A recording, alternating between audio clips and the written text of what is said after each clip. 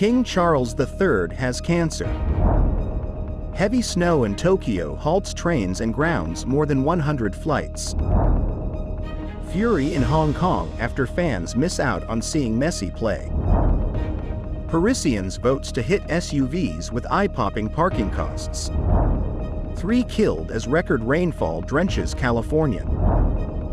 New Zealand to ban PFAS, forever chemicals, in cosmetics in 2026.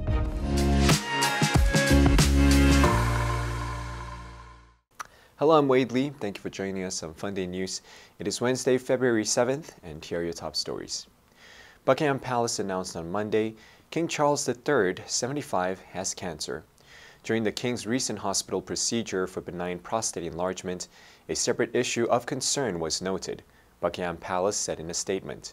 Subsequent diagnostic tests have identified a form of cancer. The palace has not specified the type of cancer, the stage of cancer, or the type of treatment. The palace first shared the news of Charles' medical condition on January 17th, announcing that he would be hospitalized for a corrective procedure. At the time, the king's condition was said to be benign, meaning non-cancerous. King Charles III's cancer was caught early, Britain's Prime Minister said Tuesday, a day after the revelation of the 75-year-old monarch's diagnosis. Rishi Sunak's comments offered the British public new details about the condition, as Prince Harry arrived home to see his father and Prince William, the heir to the throne, prepared to step up and take on some of the king's public duties. 1 week ago, on January 29, Charles was discharged from the London clinic after undergoing a procedure to treat an enlarged prostate, according to Buckingham Palace. Charles was expected to resume public engagements after a short period of recuperation, the palace said at the time. Charles was 73 years old when he became king in September 2022, following the death of his mother Queen Elizabeth II, the longest-reigning monarch in British history. Heavy snow hit the Tokyo area on Monday, disrupting trains and grounding more than 100 flights, with transport officials cautioning drivers to avoid non-essential travel. The Japanese Meteorological Agency said the snowfall was expected to peak Monday night, with up to 55 centimeters predicted in mountainous areas north of Tokyo. Kyodo News said the snowfall was much less in central Tokyo, where more than 1 centimeter was reported for the first time in 2 years. About 40 people received minor injuries from slipping in the snow, NHK Public Television reported.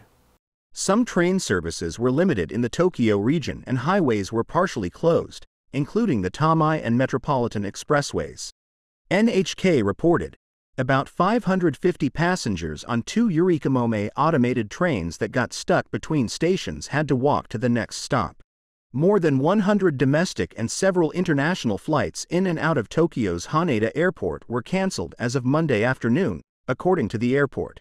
More than 14,000 homes in Tokyo and 5 nearby prefectures were out of power, presumably due to the snow, Tokyo Electric Power Company said.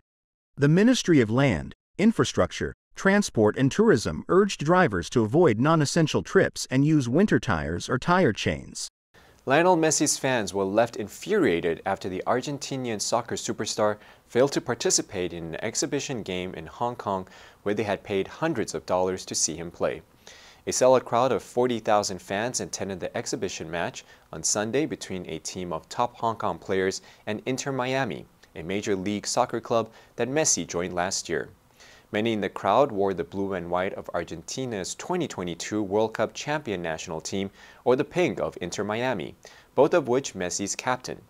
Messi was featured heavily in the advertisements for the event, tickets for which range from $112 to $624 and sold out within an hour in December. Videos from Hong Kong Stadium showed fans chanting, "Refund," and booing while David Beckham, Inter Miami's co-owner, addressed the crowd after the match, which Inter Miami won 4-1. The public disappointment over the match is a blow to Hong Kong officials' efforts to energize the international financial hub, whose reputation in recent years has been battered by a government crackdown on dissent on some of the world's most stringent COVID-19 restrictions. Speaking to reporters on Sunday after the match, Inter Miami head coach Gerardo Martino acknowledged fans' disappointment but said he didn't want to risk worsening the injuries of Messi, 36, and his teammate Luis Suarez of Uruguay, 37, who also sat out the game.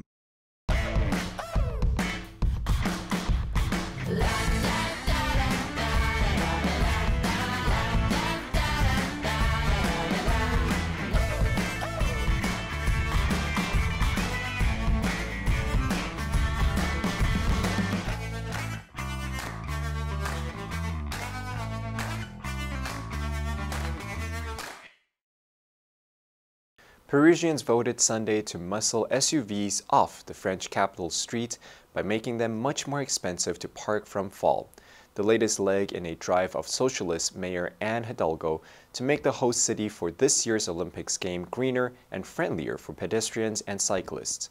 According to official results from City Hall, more than 54% of the votes cast in the low-turnout election supported the measure to triple parking fees for large SUV drivers from out of town to 18 euros per hour in the city center. Only 5.7% of the 1.3 million eligible voters cast ballots at the 39 voting stations around the city. The cost for non-residents to park SUVs in Paris's central districts, in the arrondissements numbered 1 through 11, would soar to 18 euros, $19.50 per hour for the first 2 hours, compared to 6 euros per hour for smaller cars. After that, parking would become increasingly punitive. More bike lanes are being added for the July 26 August 11 Olympics and Paralympic Games that follow. But City Hall says that as car traffic has steadily decreased, down by half since the end of the 1990s, SUVs are denting the progress and fouling the air with their outsized dimensions. City Hall says that SUV collisions with pedestrians are twice as deadly than accidents involving smaller cars. It notes that 2/3 of Parisians now don't own a car. At least 3 people have been killed by falling trees as a powerful storm drenched California, bringing flooding, mudslides, and power outages. Fire officials have responded to over 130 flooding incidents and have conducted several rescues since the deluge began. The record-breaking rainfall has led the governor to declare a state of emergency in 8 counties. The storm is due to an atmospheric river effect, a phenomenon in which water evaporates into the air and is carried along by wind, forming long currents that flow in the sky like rivers flow on land. This slow-moving storm is the second atmospheric river to hit California in 2 weeks. 3 men have died from tree falls, including one in Sacramento Valley, and another when a tree toppled onto a home in Santa Cruz County, officials said. An elderly man died in Yuba City in Northern California when a redwood tree fell in his backyard. The same storm system also dumped very heavy snow across the region. Mudslides and debris flows have been reported in the Los Angeles area. Strong winds of up to 112 kilometers per hour have also caused power cuts and downed trees, though gusts were forecast to decrease significantly by Monday night. It follows what has already been a record-setting day for the state.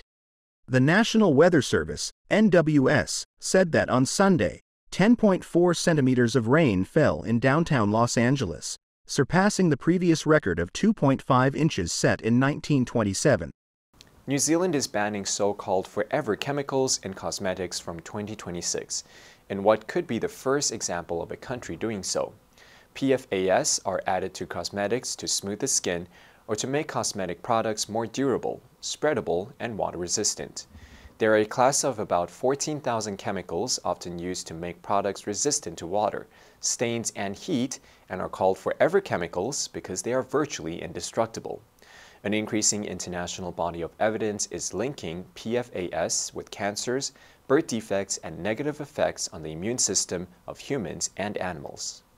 The Environmental Protection Authority, EPA, said it has banned the use of perfluoroalkyl and polyfluoroalkyl substances, PFAS, in cosmetics to protect people and the environment from the chemicals. The chemicals have been detected in drinking water sources, sea foamant spray, rain and groundwater, sea ice, and human blood, and are found in cosmetics such as shaving cream and lipstick, as well as Teflon pans and pizza boxes.